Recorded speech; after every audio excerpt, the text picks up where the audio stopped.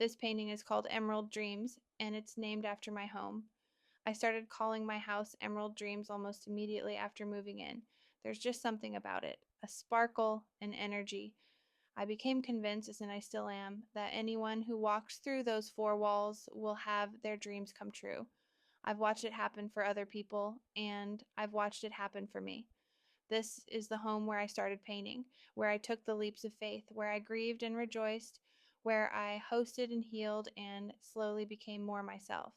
I wanted to paint what that felt like, the way a space can hold all of your beautiful, messy humanity and still feel like grace.